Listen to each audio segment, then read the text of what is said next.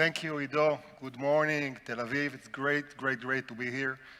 This week is all about cyber, right? And AI, we talked about it. You heard a lot about it. If I'm gonna ask 5 different people here in the audience, what is the best way to secure AI agents?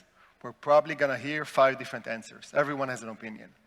I have an ambitious goal. In the next few minutes, I'm gonna try to convince you that securing AI agents is really all about identity security. Hope I got you curious. Let's see if I can do it. A bit about me. I'm Avihay. I'm the SVP of AI Data and Research at CyberArk. I'm a proud alumni of Tel Aviv University. I've been with CyberArk for the last 18 months. Prior to that, I spent a decade at PayPal, managing various teams in AI and machine learning.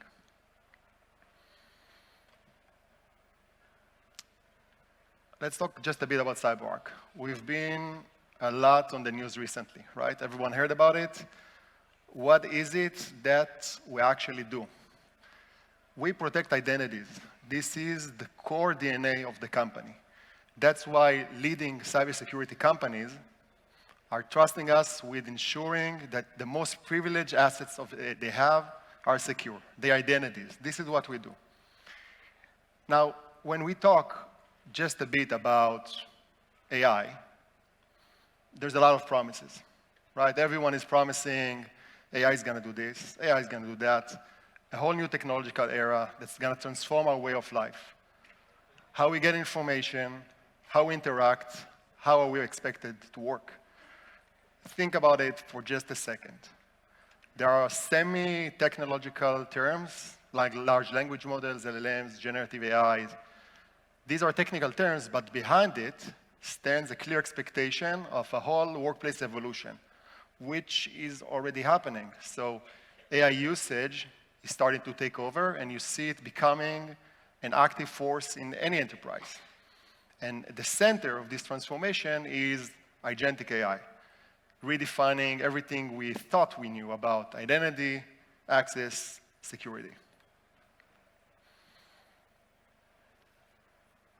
Okay, so we said there are a lot of great opportunities. There's also a lot of risks. We surveyed more than 2,500 cybersecurity leaders just recently. And here are some of the things that they told us. Not going to go through everything, don't worry. The important stuff. First, most identities in the organizations are now created by AIs. They are no longer created by humans. Scary. 90%, it's a huge number of the organizations we talked to have already experienced an AI-generated attack. More than 65% of them don't believe they have the proper identity controls to even meet those attacks. So these numbers and some more are right there behind me, and they show that the risk is real. It's not a theory anymore. But great, it's risk, but adopting AI is something that everyone will need to do. We're expected to do it. And in fact, most of the organizations that are not gonna adopt AI will not meet their business goals. Simply put. So how can we make it happen? To understand how it can happen, we really need to understand just a bit about the technology. I'm not gonna go through a deep technological discussion, but let's talk about the evolution of AI agents. AI has been here for a while. I've been doing it for 15 years. It started before the ChatGPTs of the world, but the boom came with ChatGPT. Everyone is using it, some sort of it, okay? I'm not sure that we can imagine life without it right now, but eventually when you think about a chatbot, it's a pretty limited beast, as we say. It can answer a lot of questions. It can plan your trip to Portugal. It can help my son write school papers. Very noble objectives. But when you actually want to do some actions, it's pretty useless. Now, if we go to AI agents, which is what we're kind of talking about right now, you take the LLM, which is the brain, you give it some tools, choose stuff like REST API, MCP, CLI, you name it, and now it can do a lot of stuff. It can't be really that dangerous because it's just one agent. What can it possibly do? Maybe some things, but not that. Not that bad, but we're getting there. And we do want to talk about agentic architecture, right? That is the deal. That's Skynet right there. It works like magic. At least that's the promise. You send a prompt to the orchestrator. It understands what we're trying to accomplish. It parses it. It understands the intent. It spawns different AI agents. They're all working for us. They accomplish the task. And we're done. OK, so what can possibly go wrong? Well, a lot, obviously, because when we did the magic, we lost control of the operation. We don't know what's actually going on. Now, the thing is, this thing needs to work. OK, it works. The thing here is that enterprises will need to adopt AI. And everyone wants business value. Otherwise, you spent a whole bunch of money on AI, but you can't really do anything. So the question is, how do you balance the risk with the business value? OK. Now, let's understand how it works from the agent perspective. Everyone is going to need to use agents. And we conclude that the chatbots are pretty useless by itself. So what agents actually need in order to work? Think about it for a second like the human body. If you only have a brain and a mouth, you can do a lot of stuff, but you can't really accomplish a lot of things. So for the agents to actually be able to do stuff, they need tools. Like, we need arms and legs, so they need access to their own resources, they need access to the org environment, to SaaS applications, to talk with other humans, to activate other agents. All of those stuff are happening. So if you really want your agent to be productive and you want business value, then from day one, your agents are a privileged identity that can do all these things. They are no longer just a chatbot. OK. So their privileged identity, great. What does that actually mean? Where's the problem? The problem is that there is a great catchphrase here. AI agents act like superhuman at the scale of a machine. It's a great catchphrase, but think about it from a security perspective. AI today is the worst that it's ever going to be. Right now, it's only going to get better. It's going to be the best analyst. It's going to be the best marketing. It's going to be the best developer, maybe, if you don't ask the developers. But imagine the best version of us in terms of quality, but it never gets tired. It runs at the scale of a machine, and it doesn't always tell us what it's doing. OK. Now, we talked a lot about the risk. Let's talk just a bit about the solution. Well, how do you secure this thing? Are you going to secure the prompts? That's not going to work. I spent more than 13 years in fraud and risk AI. I can tell you for a fact that no defense, which is static, can withstand a determined attacker. It just doesn't work. You want to secure it through the IDP? Maybe it will work. IDPs need a lot of adjustments, and they're not dynamic enough to meet something like an agent, which changes the context. The good news is that you don't really need to reinvent the wheel. The core challenge with AI agents is still an identity problem. It is what it is, and AI agents are a special kind of identity. They need the same treatment like machine identity, right? At scale, you have to manage it like any workload. You have to have tokens, you have to have API keys, you have to have secret management and rotate it and all that fun stuff. But you can't just stop at that because you also need to treat it like a human identity. It needs to have all the privilege controls that you all have in your organizations to manage. Make sure that everyone has access to databases and cloud and SaaS environments in a secure manner. So together, you really need to start with a very simple security concept, least privilege.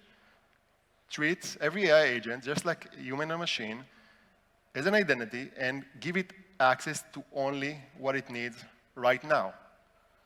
Every identity, human, machine, or AI agent, must be secured with just the right level of privilege control. That's it. You do that, you solve the problem. Because we'll soon be dealing with attacks on AI agent in a massive scale, identities that act like human, but they're going to have to do some damage, we will witness attacks leveraging those identities. So let's go back in time just a bit to 2020, to the SolarWinds breach. Let's hear Kevin Mandia, the CEO of FireEye, which testified in the congressional hearing in February 21 and shared why it was such a challenge to mitigate those attacks. So let's hear him for a second. The attackers came in through the SolarWinds implant, and the very first thing they did is went for your keys, your tokens, Basically, they stole your identity architecture so they could access your networks the same way your people did. And that's why this attack was hard to find, is these attackers from day one, they had a back door, imagine almost a secret door into your house, and the first thing that happens when they come through that secret door is all your keys are right there. They just grab them, and now they can get into any locks you have in your house, the same way your people do. And I think during a pandemic where everybody's working from home, it's way harder to detect an attack like this, where the only indicator of compromise was just somebody logging in as one of your employees, and there was nothing else far-fetched about that.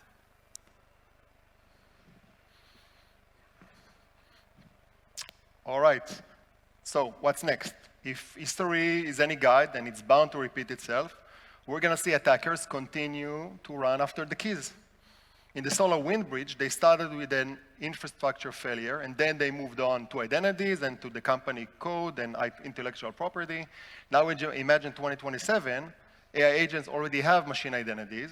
They have direct access to all these applications and SaaS and resources that we talked about. So the attackers don't really need to attack the infrastructure. They can just attack the machine. Through a prompt, hopefully. Hopefully not.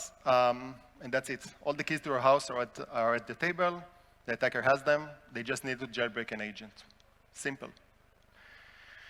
So lastly, if I'm already convinced you that you need to take an identity security approach to securing agents, then you're going to ask yourself, well, what's next? It sounds very complex, identity security.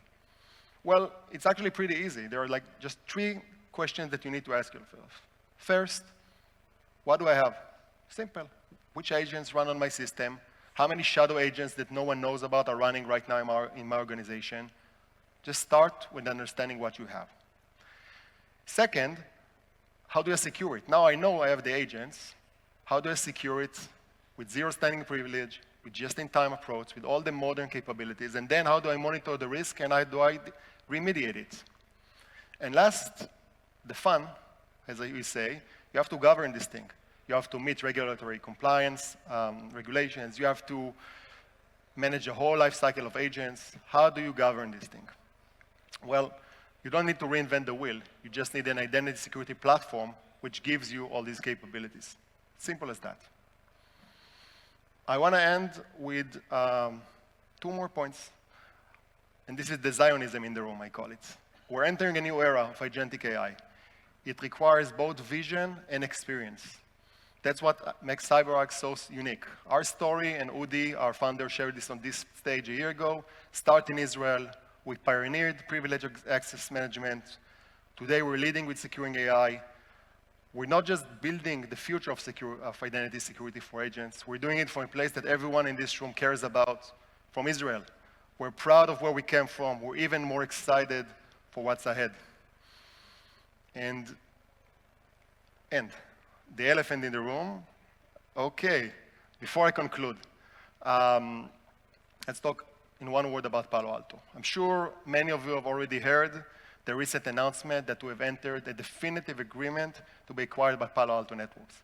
I can't share a lot more about that than what's already publicly published, but what I can say is that both Palo Alto and CyberArk have a very strong, powerful joint vision for the future, and together we're going to have the scale and the reach and the resources to serve our customers better and drive innovation faster. All of us in Palo and in CyberArk are really excited about this future, what it holds, what we can do together. Hope all of you are as well. It's been a real pleasure. Thank you all for listening. Enjoy the rest of Cyber Week. And remember, securing AI agent is an identity security problem. Thank you.